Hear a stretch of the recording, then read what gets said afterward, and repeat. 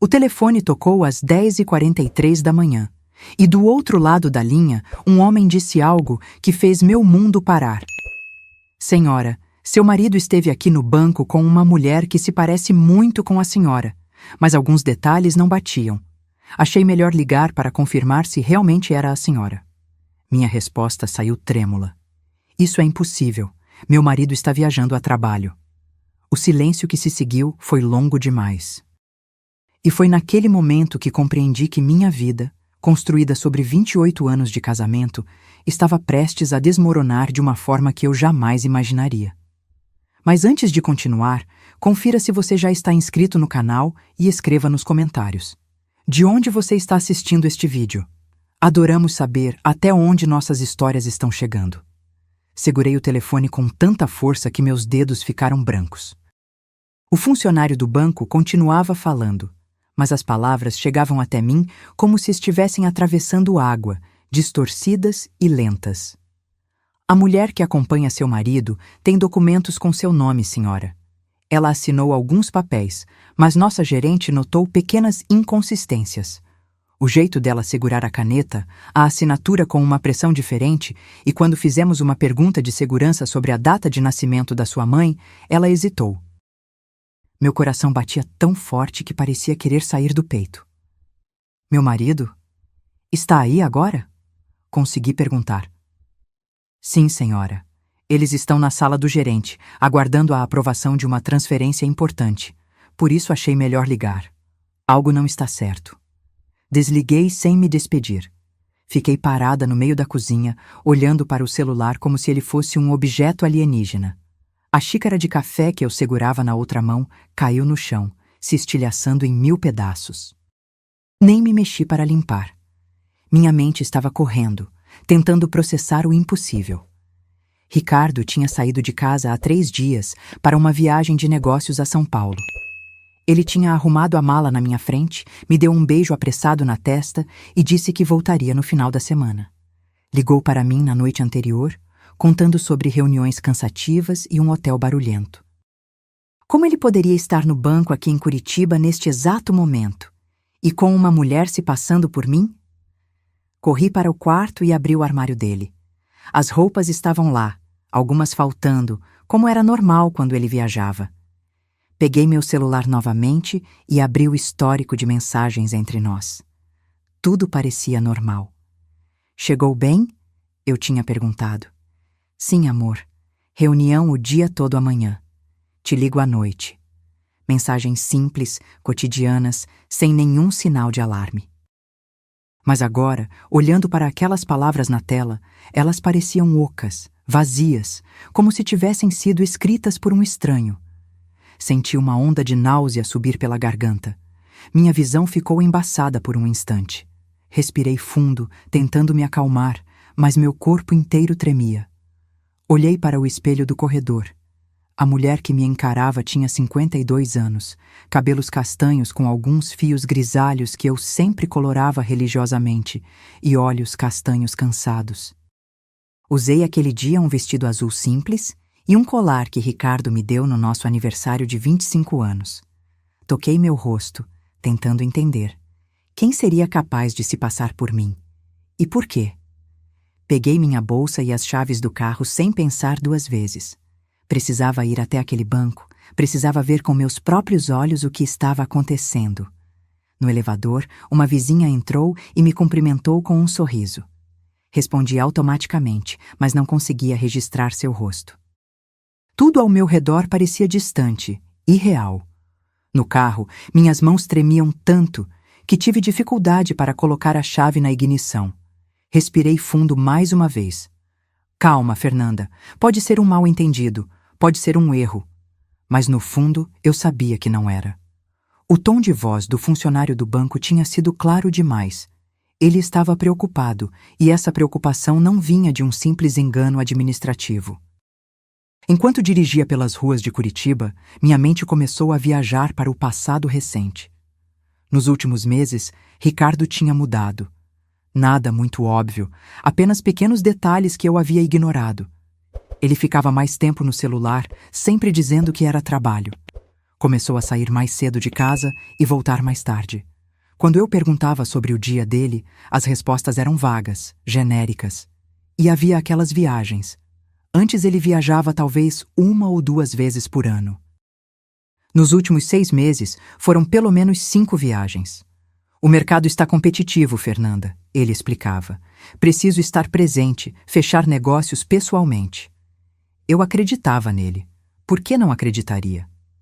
Em 28 anos de casamento, Ricardo nunca me deu motivos para desconfiar. Ou será que deu e eu simplesmente não quis ver? Parei o carro em um sinal vermelho e fechei os olhos por um segundo. Uma imagem surgiu na minha mente. 3 semanas atrás, encontrei um recibo de restaurante no bolso do paletó dele. Um restaurante caro, 2 pratos, uma garrafa de vinho. Quando perguntei, ele disse que tinha levado um cliente importante para jantar. Não questionei. Por que questionaria? Agora, aquele recibo ganhava um significado completamente diferente. O sinal abriu e seguia em frente. O banco ficava no centro da cidade, a 15 minutos de casa. Cada minuto parecia uma eternidade. Minha mente não parava de criar cenários, cada um mais assustador que o anterior. Quem era essa mulher? Como ela conseguiu meus documentos? E o mais importante, há quanto tempo isso estava acontecendo? Estacionei em uma vaga próxima à entrada do banco e desliguei o motor. Fiquei ali sentada por alguns segundos, tentando reunir coragem. Olhei para o prédio através do vidro do carro. Era um banco grande, moderno, com enormes portas de vidro e seguranças na entrada. Pessoas entravam e saíam normalmente, seguindo suas vidas, alheias ao drama que estava prestes a se desenrolar lá dentro. Respirei fundo mais uma vez, peguei minha bolsa e saí do carro. Cada passo em direção àquela porta parecia pesar 1 tonelada. Quando atravessei a entrada, o ar-condicionado gelado me atingiu como um choque. Olhei ao redor, procurando rostos familiares, procurando... ele. Uma funcionária se aproximou. Posso ajudá-la? Minha voz saiu mais fraca do que eu esperava. Recebi uma ligação. Sobre uma situação. Meu nome é Fernanda Costa. O rosto da mulher mudou imediatamente. Ela me reconheceu. Ah, sim, senhora. Por favor, me acompanhe. O gerente está esperando. Ela me conduziu por um corredor lateral, longe do movimento principal do banco. Meu coração disparou ainda mais. Passamos por várias portas até chegarmos a uma sala no final do corredor. A funcionária bateu levemente e abriu. Ela chegou, anunciou. Entrei na sala e o que vi me fez congelar no lugar. O gerente estava sentado atrás de uma mesa grande, com uma expressão séria no rosto. Ao lado dele havia uma mulher mais jovem, provavelmente da área de segurança do banco, e o funcionário que tinha me ligado. Mas o que realmente me deixou sem ar foi o que vi através da janela de vidro que dava para outra sala. Ricardo estava lá. Meu marido, que deveria estar em São Paulo, estava sentado ao lado de uma mulher. E essa mulher... Meu Deus, essa mulher era praticamente idêntica a mim. Minhas pernas fraquejaram e precisei me apoiar na cadeira. O gerente se levantou rapidamente. Senhora Costa, por favor, sente-se. Eu mal conseguia tirar os olhos daquela cena. A mulher tinha o mesmo corte de cabelo que eu, a mesma cor. Usava roupas parecidas com as minhas, o mesmo estilo discreto e clássico. Até a postura dela, a forma como cruzava as pernas, era familiar. Como... quem... Eu não conseguia formar frases completas. O gerente trocou um olhar com a mulher da segurança antes de falar. Senhora Costa, agradeço por ter vindo tão rapidamente. Como já explicamos por telefone, seu marido chegou aqui há cerca de 1 hora com essa mulher, se apresentando como o senhor Ricardo Costa e a senhora Fernanda Costa. Eles vieram para autorizar uma transferência de alto valor de uma conta conjunta. Uma conta conjunta? Minha voz soou estranha aos meus próprios ouvidos. Sim, uma conta que está em nome dos dois. O valor seria transferido para uma conta nova, aberta recentemente. O funcionário que tinha me ligado se inclinou para a frente. Foi quando nossa gerente começou a desconfiar. A assinatura estava próxima da sua, senhora, mas havia diferenças sutis. E quando fizemos perguntas de segurança de rotina, a mulher hesitou em algumas respostas. Continuei olhando através do vidro. Ricardo parecia tranquilo, até confiante. Ele conversava com outro funcionário, gesticulando, sorrindo. A mulher ao lado dele também parecia à vontade, como se fizesse aquilo todos os dias, como se fosse realmente eu. Quanto? Perguntei de repente. Quanto eles queriam transferir? O gerente consultou alguns papéis. 230 mil reais, senhora. Senti como se alguém tivesse me dado um soco no estômago. Era quase toda a nossa reserva de emergência, dinheiro que tínhamos economizado durante anos. Dinheiro das minhas economias também, do trabalho que eu tinha antes de me dedicar a cuidar da casa e dos filhos. Eles ainda não sabem que eu estou aqui? Perguntei. Não, senhora. Pedimos que aguardassem enquanto processávamos a solicitação. Queríamos ter certeza de que era realmente a senhora antes de prosseguir. Assenti devagar, ainda processando tudo aquilo. 28 anos de casamento. 2 filhos já adultos. Uma vida inteira construída ao lado daquele homem. E agora, ele estava ali, com uma cópia falsa de mim, tentando roubar nosso dinheiro. Não, não era roubo. Era algo muito pior. Era traição, manipulação e uma crueldade que eu não imaginava que ele fosse capaz. O que acontece agora? Minha voz estava mais firme. A mulher da segurança respondeu. Isso depende da senhora. Podemos confrontá-los aqui mesmo, suspender a transação e registrar uma ocorrência. Ou a senhora pode preferir que chamemos a polícia imediatamente. Olhei para ela, depois para o gerente, depois novamente para a cena através do vidro. Meu marido havia pegado o celular e estava digitando algo, completamente despreocupado. Eu quero falar com eles, disse finalmente. Quero que ele me veja. Quero ouvir o que ele tem a dizer. O gerente hesitou. Tem certeza, senhora? Pode ser uma situação delicada. Eu preciso, insisti. Preciso olhar nos olhos dele e ouvir como ele vai tentar justificar isso. Eles trocaram olhares entre si antes de concordarem. O gerente se levantou. Está bem, vamos fazer isso da forma mais segura possível. A senhora ficará aqui e nós os traremos para esta sala. Tudo será registrado por nossas câmeras de segurança. Enquanto eles saíam para buscar Ricardo e a impostora, fiquei sozinha naquela sala por alguns minutos que pareceram horas. Olhei para minhas mãos. Elas ainda tremiam, mas agora não era só medo, era raiva. Uma raiva fria e controlada que crescia a cada segundo. Como ele pôde? Como ele teve a coragem de fazer isso comigo? Eu, que deixei meu emprego para cuidar dos nossos filhos.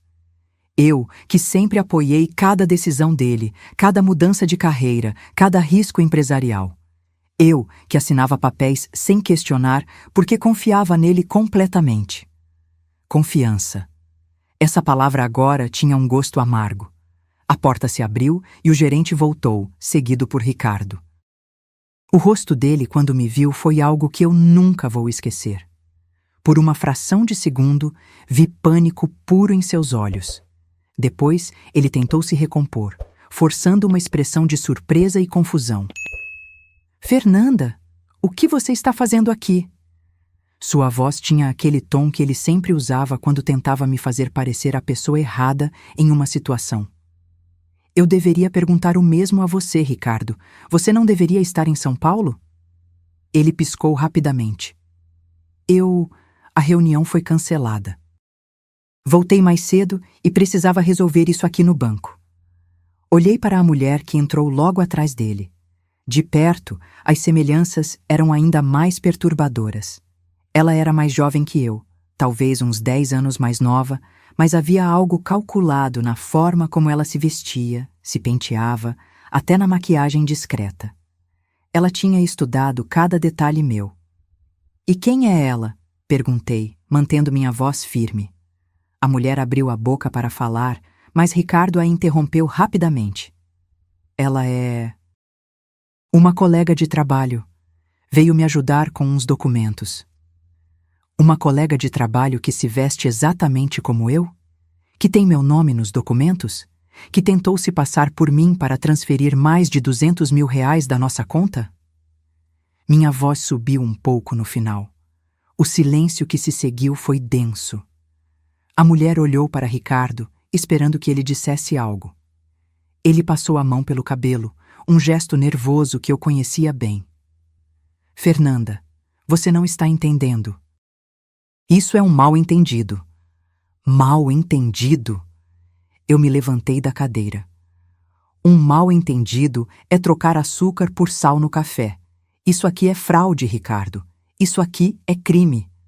Ricardo deu um passo à frente, com aquela expressão que ele sempre usava quando queria me acalmar, me convencer de que eu estava exagerando. Fernanda, por favor, vamos conversar com calma. Você está nervosa, não está pensando direito. Aquelas palavras foram como um gatilho. Quantas vezes ao longo dos anos ele tinha usado essa mesma tática? Sempre me fazendo sentir que minhas preocupações eram exageradas, que minha intuição estava errada, que eu estava sendo emocional demais. E eu sempre acreditava, sempre cedia, não desta vez. Não me diga como eu estou me sentindo, respondi, e minha voz saiu mais firme do que eu esperava. Não me trate como se eu fosse louca, eu vi tudo. Vocês tentaram roubar nosso dinheiro usando uma falsa identidade. Como você chama isso? A mulher finalmente falou, sua voz surpreendentemente parecida com a minha. Eu posso explicar? Não, eu a cortei. Eu não quero ouvir você. Nem sei quem você é. Olhei diretamente para Ricardo. Eu quero ouvir dele. Quero ouvir do homem com quem fui casada por 28 anos como ele chegou a esse ponto. O gerente do banco, que havia permanecido em silêncio até então, interveio. Senhor Costa, a situação é grave. Temos aqui registros de tentativa de fraude. A menos que o senhor tenha uma explicação muito convincente, teremos que acionar as autoridades. Ricardo olhou ao redor da sala, como um animal encurralado procurando uma saída. Vi o momento exato em que ele decidiu mudar de estratégia. Sua expressão passou de defensiva para agressiva. Tudo bem? Disse ele, com uma voz dura que eu raramente ouvia. Você quer a verdade, Fernanda? A verdade é que esse dinheiro também é meu. Trabalhei por anos para construir o que temos. E sim, estava transferindo para uma conta nova, porque preciso fazer investimentos que você não entenderia. Investimentos? Eu quase ri, mas era uma risada sem humor. Investimentos que exigem uma mulher se passando por mim? Investimentos que precisam ser feitos às escondidas? Ele cerrou a mandíbula. Você não entende de finanças, Fernanda. Nunca entendeu. Eu sempre cuidei de tudo. E ali estava. A máscara finalmente caía. Durante todos esses anos, ele tinha me mantido afastada das decisões financeiras, sempre dizendo que eu não precisava me preocupar com isso, que ele cuidaria de tudo. E eu, ingenuamente, tinha interpretado isso como proteção, como cuidado. Agora eu via a verdade. Era controle. Era uma forma de me manter na ignorância. Você está certo, disse calmamente. Eu não entendo de muitas coisas, mas entendo de documentos falsos, de fraude e de traição. Virei-me para o gerente. Quero registrar tudo formalmente. Quero que todas as nossas contas conjuntas sejam bloqueadas imediatamente. E quero que a polícia seja chamada. A mulher que se passava por mim empalideceu. Espera, isso não era para... Cala a boca! Ricardo explodiu, virando-se para ela. Você não tinha que dizer nada! Foi nesse momento que tudo ficou cristalino. Eles haviam planejado isso juntos. Não era um erro, não era um mal-entendido.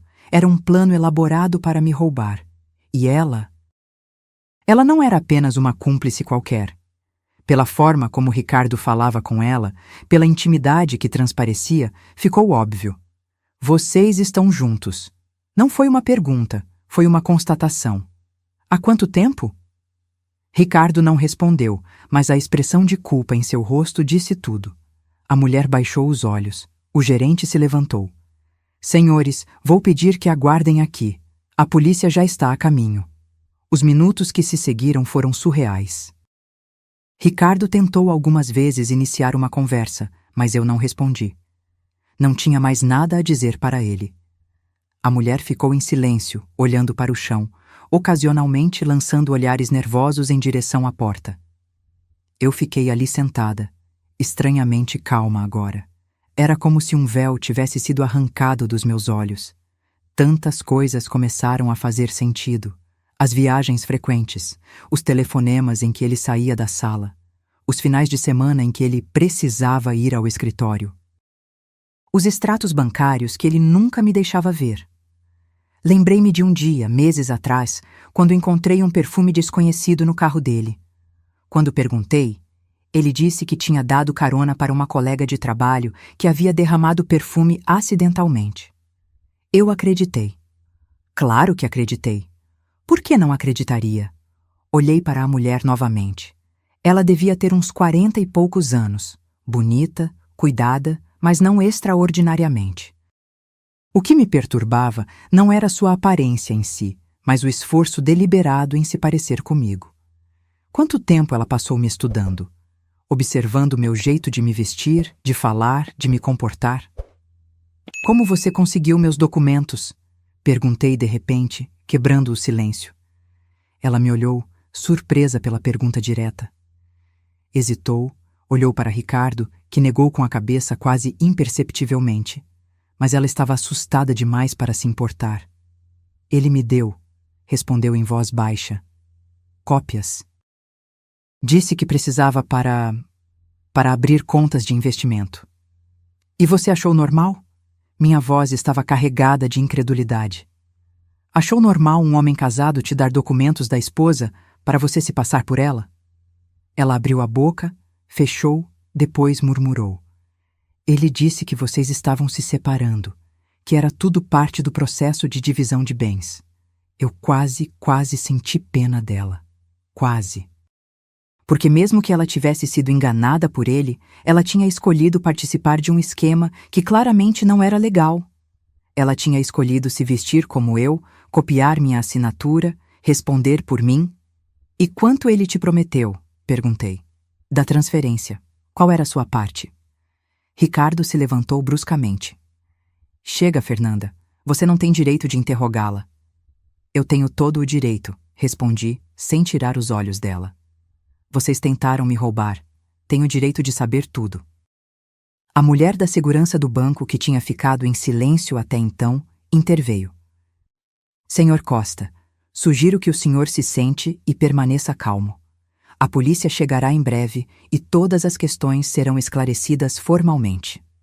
Ricardo voltou a se sentar, mas estava visivelmente tenso.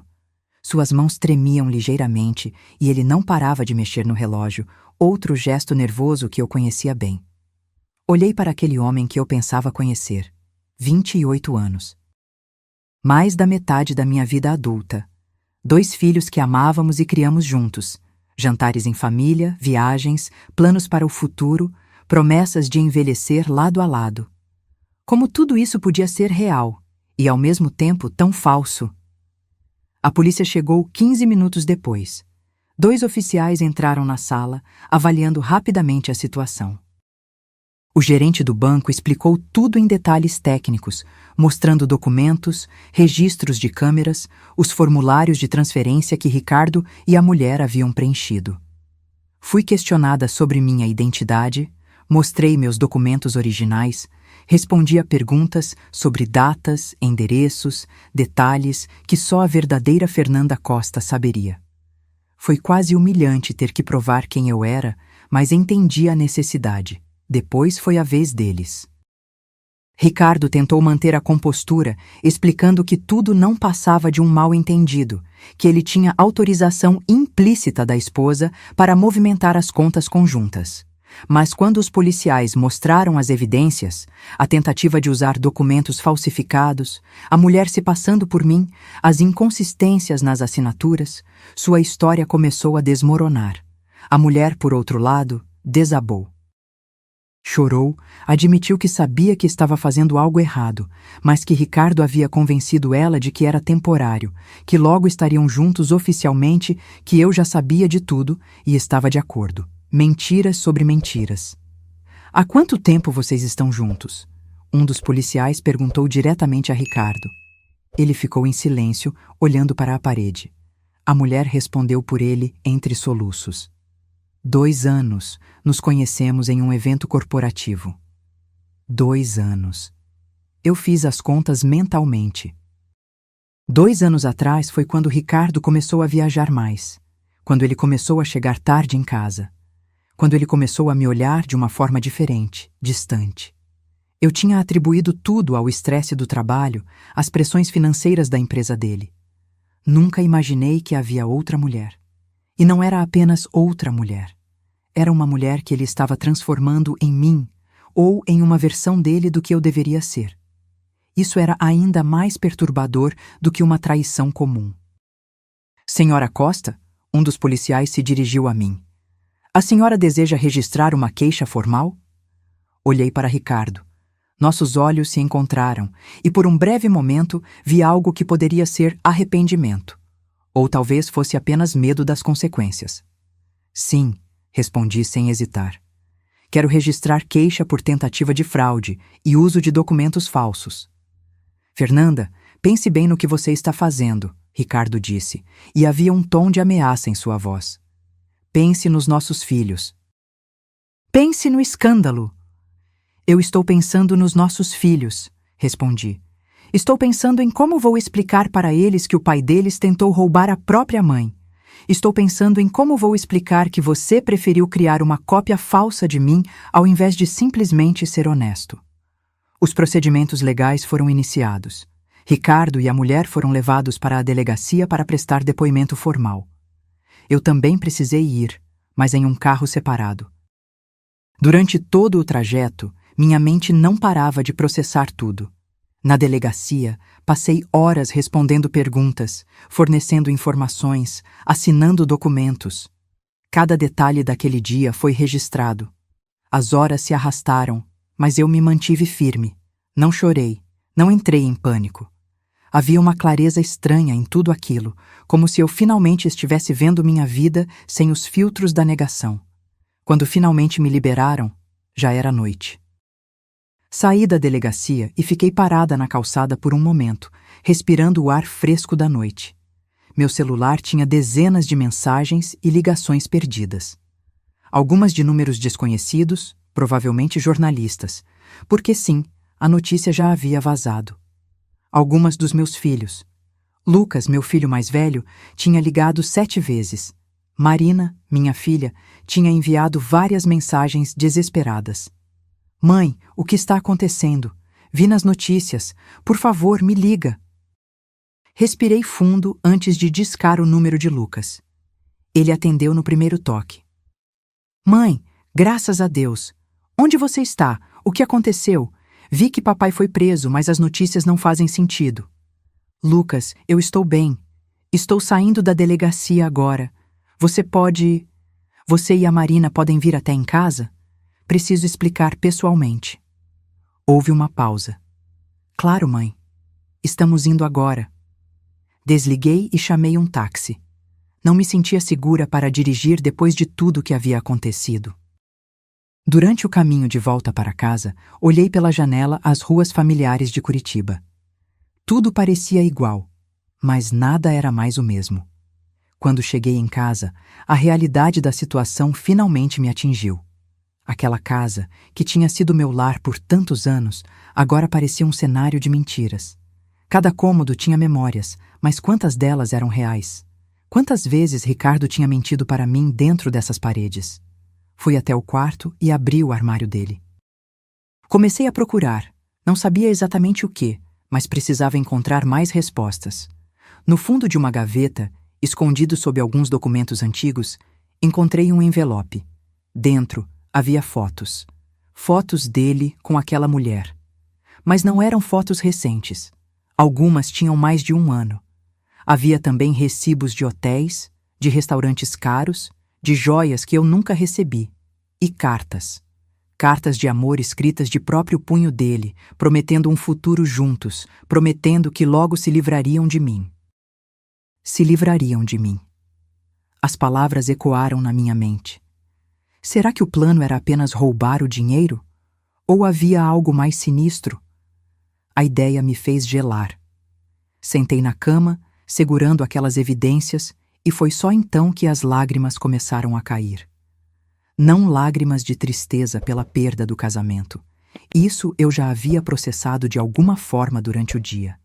Eram lágrimas de raiva, de traição, de anos desperdiçados com alguém que claramente nunca me valorizou. A campainha tocou. Enxuguei rapidamente o rosto e fui atender. Lucas e Marina estavam na porta, rostos preocupados. Assim que me viram, ambos me abraçaram ao mesmo tempo. Mãe, o que aconteceu? Marina perguntou, suas próprias lágrimas escorrendo. As notícias dizem que papai tentou roubar você. Isso não faz sentido. Conduzi os dois para a sala e contei tudo. Desde a ligação do banco até os momentos na delegacia.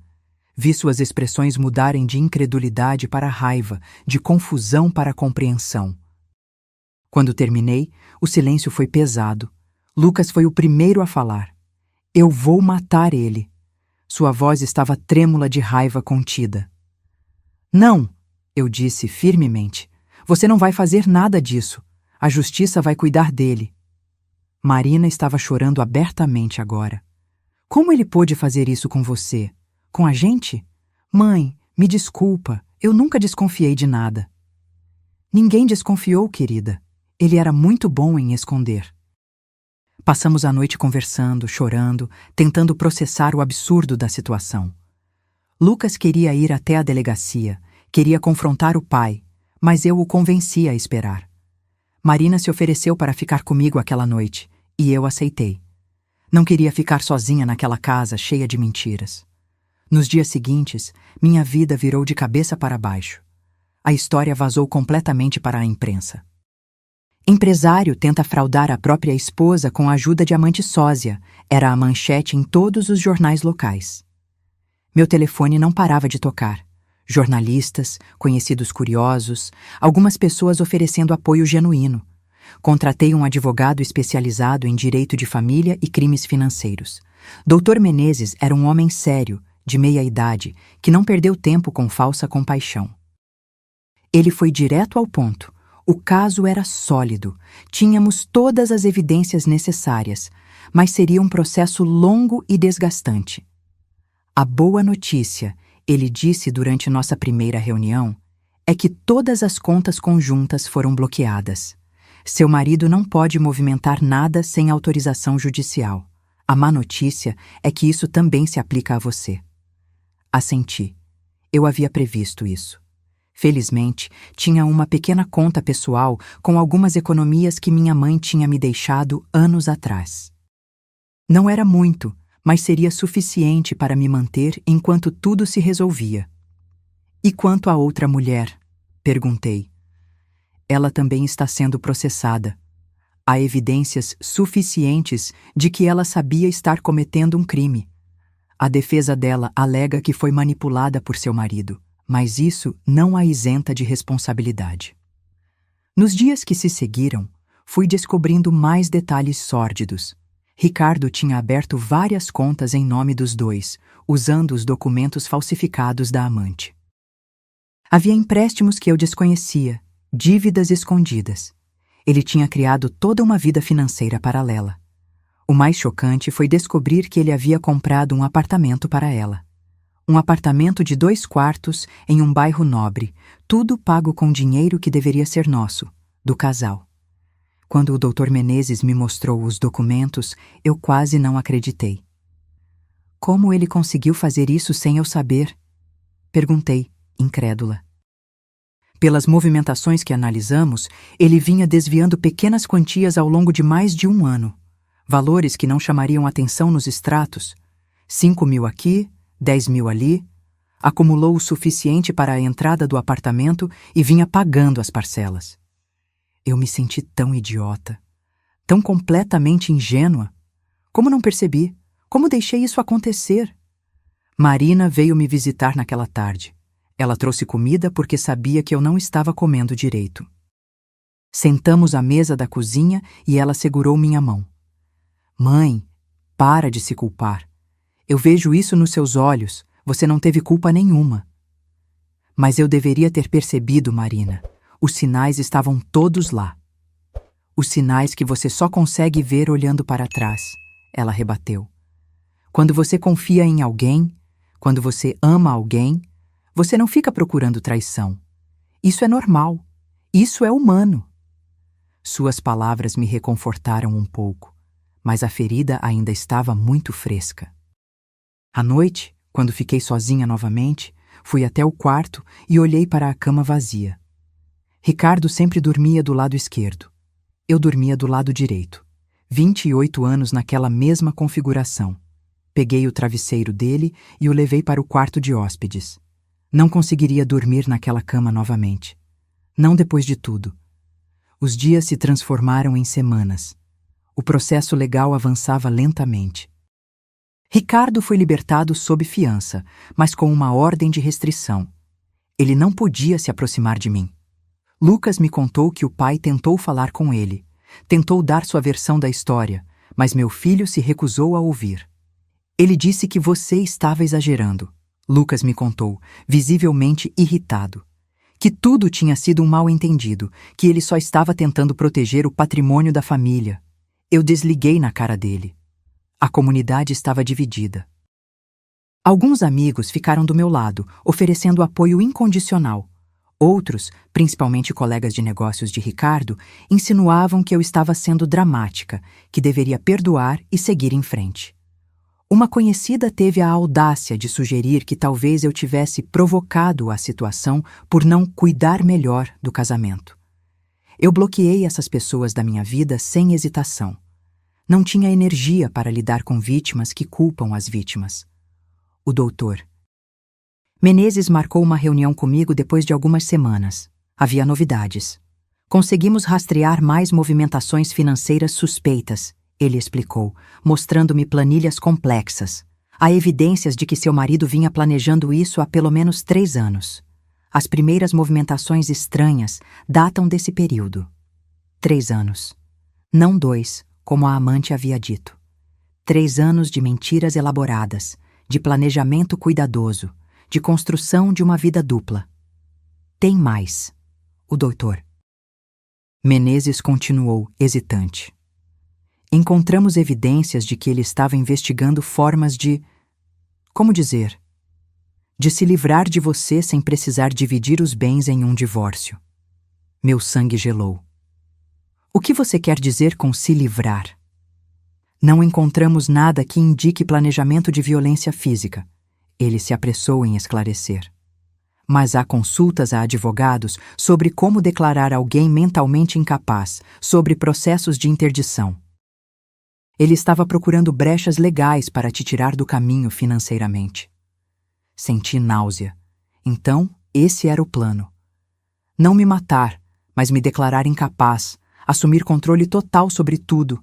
E então, o quê? Me trancar em algum lugar? Me medicar até eu não saber mais quem eu era? Isso é admissível em tribunal? Perguntei, minha voz tremendo. Sim, e fortalece muito o seu caso. Mostra premeditação, planejamento de longo prazo. Não foi um erro de julgamento momentâneo. Foi uma conspiração deliberada. As semanas se transformaram em meses. O outono chegou, trazendo folhas douradas e um frio que parecia permear não apenas o ar, mas também minha alma. Eu havia me mudado para um apartamento menor, mais prático. Não conseguia mais viver naquela casa cheia de memórias contaminadas.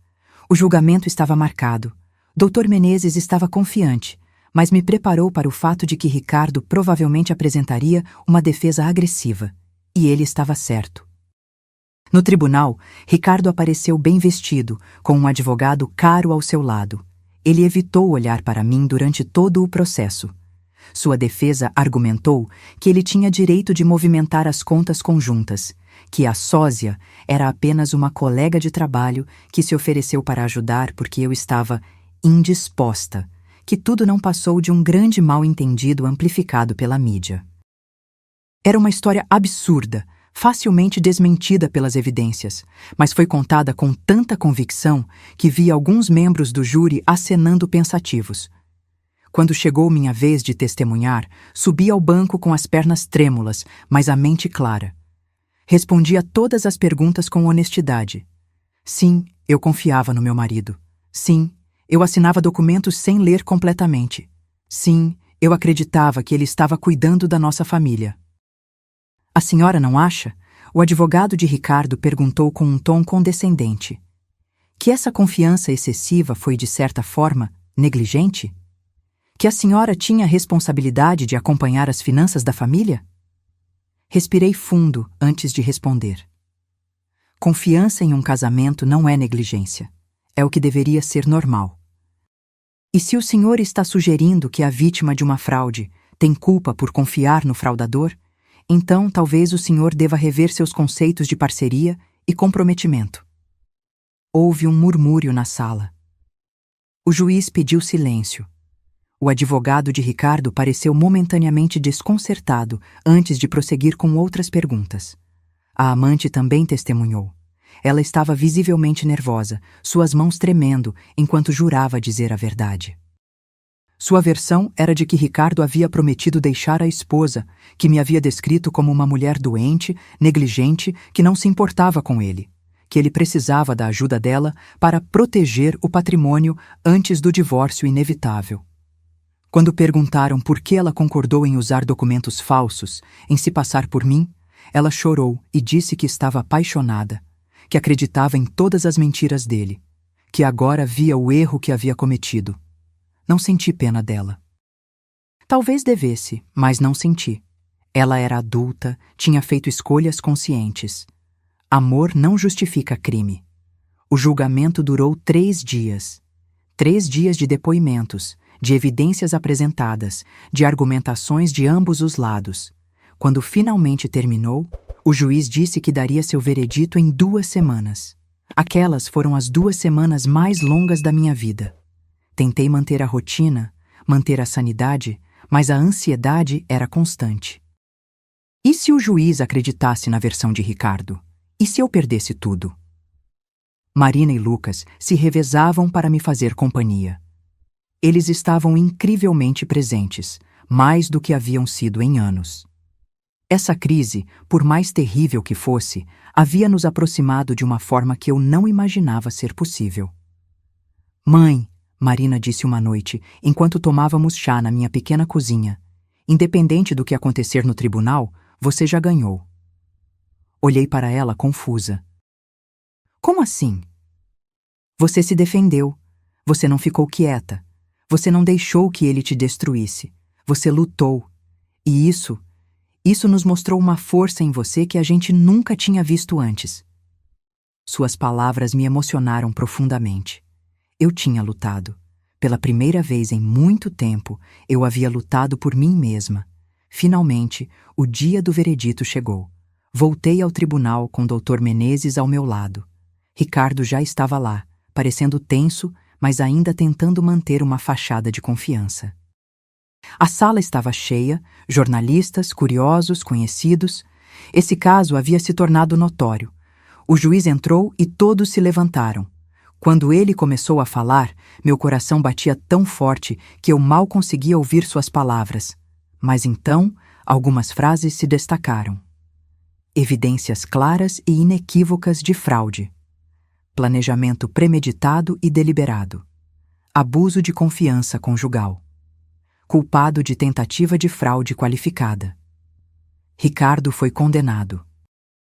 3 anos de prisão, mais restituição financeira completa, mais multas. A amante recebeu uma sentença menor, 1 ano e meio, por ter cooperado com as investigações. Quando o martelo bateu, finalizando o julgamento, senti algo que não esperava. Não era alegria exatamente. Era alívio. Um alívio profundo e avassalador. Justiça havia sido feita. Do outro lado da sala, Ricardo finalmente olhou para mim. Por um breve momento, nossos olhos se encontraram. E no olhar dele, vi não arrependimento, mas ressentimento. Ele ainda não aceitava a responsabilidade pelo que havia feito. Ele ainda acreditava ser a vítima. Virei-me e saí do tribunal com a cabeça erguida. Os meses seguintes foram de reconstrução. Dr. Menezes trabalhou para recuperar os ativos que Ricardo havia desviado. O apartamento que ele havia comprado para a amante foi vendido e o dinheiro retornou para mim. Várias das contas foram destravadas e finalmente pude acessar meu próprio dinheiro novamente. O divórcio foi finalizado rapidamente, considerando as circunstâncias. Não houve disputa. Ricardo não estava em posição de disputar nada. Fiquei com a casa, que vendi assim que pude, e com metade dos bens restantes. A outra metade foi retida para pagar as multas e restituições. Comprei um apartamento menor, mais charmoso, em um bairro tranquilo. Decorei do zero, escolhendo cada móvel, cada quadro, cada detalhe. Era meu espaço, completamente meu, sem nenhuma sombra de Ricardo. Comecei terapia, algo que deveria ter feito anos atrás. Doutora Helena era uma mulher sábia, de uns 60 anos, que me ajudou a processar não apenas a traição, mas anos de autoanulação. Você passou décadas se moldando para caber no relacionamento, ela me disse em uma sessão. Agora é hora de descobrir quem você é sem essas limitações. E foi isso que comecei a fazer. Retomei hobbies antigos que havia abandonado.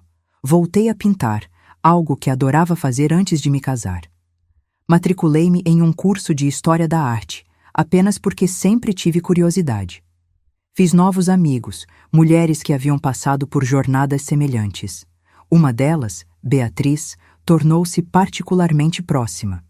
Ela havia saído de um casamento abusivo 5 anos antes e estava agora completamente reconstruída. O melhor da reconstrução, ela me disse durante um café, é que você pode construir qualquer coisa.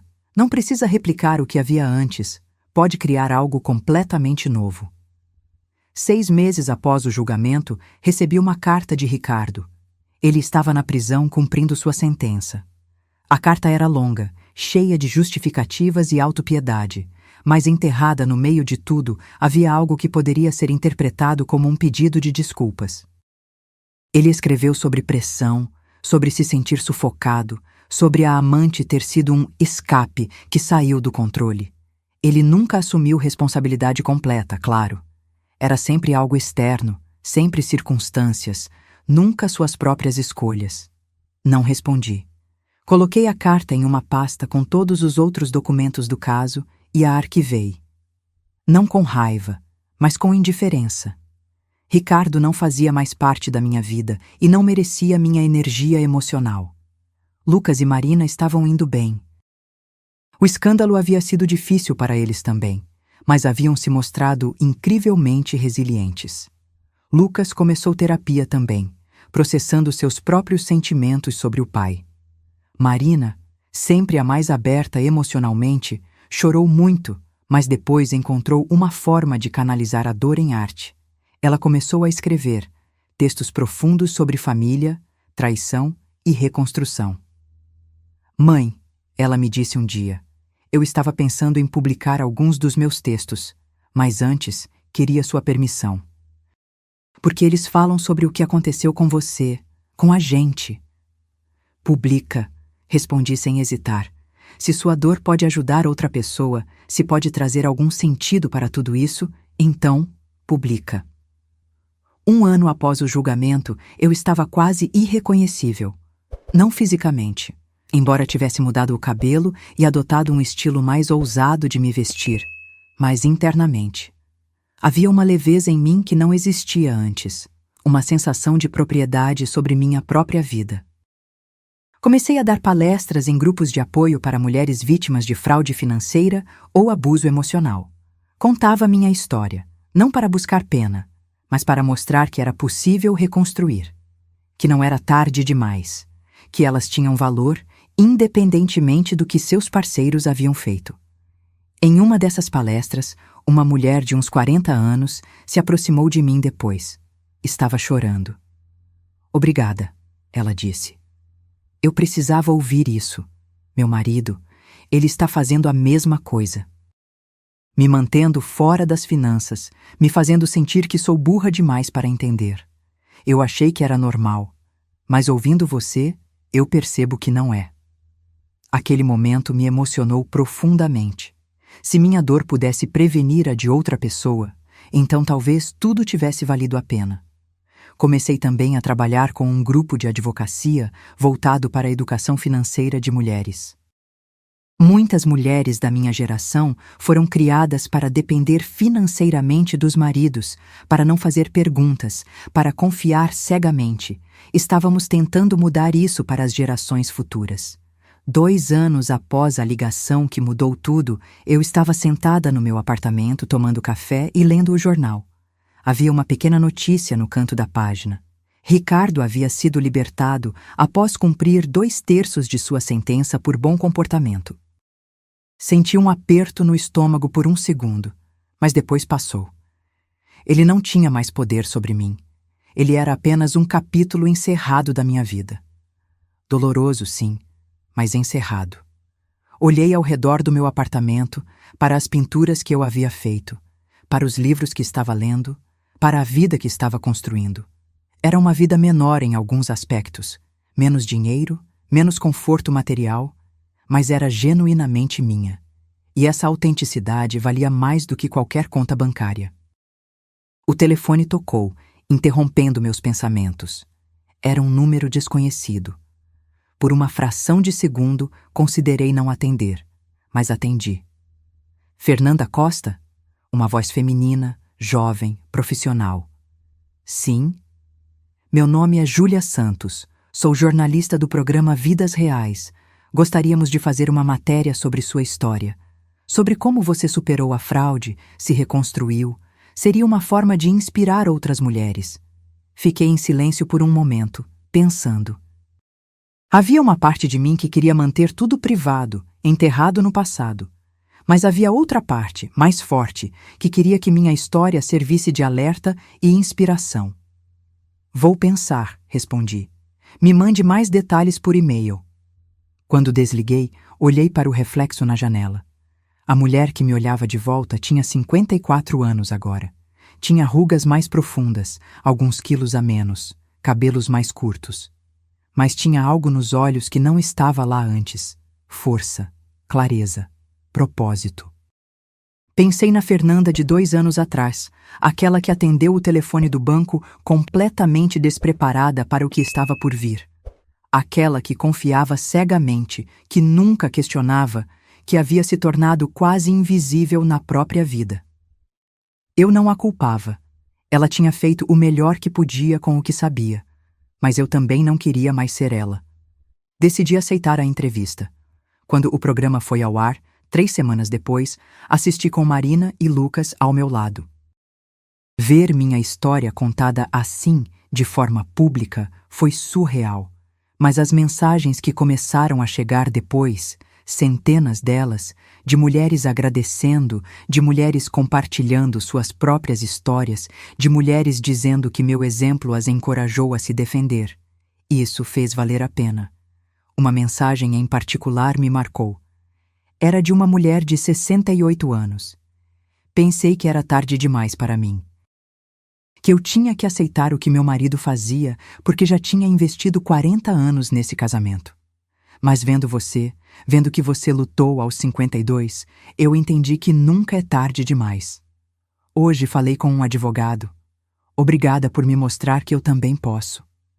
Chorei lendo aquilo. Chorei porque entendi que minha dor tinha se transformado em algo maior. Tinha se transformado em mudança, em empoderamento, em esperança para outras mulheres. Os meses passaram. A vida seguiu seu curso. Houve dias difíceis, claro. Dias em que a solidão pesava, dias em que eu questionava se havia feito as escolhas certas. Mas na maioria dos dias, eu sentia paz. Uma paz que nunca tive durante os 28 anos de casamento. Lucas se casou. Foi emocionante vê-lo subir ao altar, construindo sua própria família. Ele não convidou o pai para o casamento. Foi uma decisão difícil, mas ele sentiu que era necessária. Não quero começar essa nova fase da minha vida com mentiras, ele explicou. E fingir que está tudo bem com o papai seria uma mentira. Marina publicou um livro, um romance baseado em nossa história, mas ficcionalizado o suficiente para proteger nossa privacidade. Foi bem recebido pela crítica e se tornou um pequeno sucesso. Eu chorei lendo cada página, reconhecendo momentos da nossa jornada transformados em arte. Em uma tarde de primavera, 3 anos após a ligação do banco, estava caminhando no parque quando vi um casal de idosos sentados em um banco. Eles seguravam as mãos, conversando baixinho, rindo de algo que só eles entendiam. Por um momento, senti uma pontada de inveja. Aquilo poderia ter sido eu e Ricardo, se ele tivesse escolhido ser honesto, ser fiel, ser parceiro de verdade. Mas então percebi algo. Aquele casal tinha construído décadas de verdade. Meu casamento tinha sido construído sobre mentiras. E uma vida compartilhada baseada em mentiras nunca teria chegado àquela harmonia que eu via no banco. Era melhor estar sozinha e em paz do que acompanhada e na ilusão. Continuei minha caminhada, sentindo o sol no rosto. Passei por uma floricultura e, por impulso, entrei e comprei um buquê de girassóis. Sempre gostei de girassóis. Eles sempre buscam a luz. Em casa, coloquei as flores em um vaso e as posicionei na janela onde receberiam mais sol. Olhei para elas e sorri. Eram uma metáfora perfeita para o que eu havia me tornado.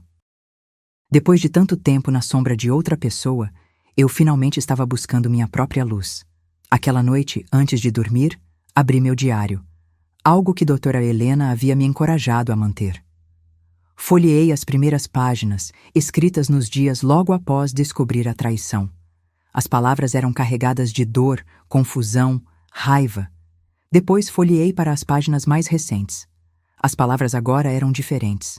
Falavam de crescimento, de descoberta, de força que eu não sabia que possuía. Escrevi uma última entrada.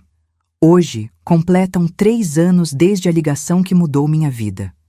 Durante muito tempo, vi aquele dia como o pior da minha existência. Mas hoje percebo que foi também um presente. Um presente doloroso, mas um presente. Porque ele me acordou. Me forçou a ver verdades que eu vinha evitando. Me empurrou para fora da minha zona de conforto e para dentro de uma versão mais autêntica de mim mesma. Não sei o que o futuro me reserva. Talvez eu conheça alguém novo, talvez não. Talvez eu passe o resto da vida sozinha, talvez não. E está tudo bem, porque pela primeira vez em décadas estou completa sozinha. Não preciso de outra metade para me sentir inteira. Eu já sou inteira. O telefone que tocou há 3 anos não destruiu minha vida. Ele a salvou. Fechei o diário e apaguei a luz. Dormi profundamente, sem pesadelos, sem ansiedade. Apenas paz. Agora, se você gostou dessa história, clica em se inscrever e me diz nos comentários qual parte te deixou de queixo caído. Ah, e não esqueça de se tornar membro para ter acesso a vídeos exclusivos que não posto aqui. Te espero lá.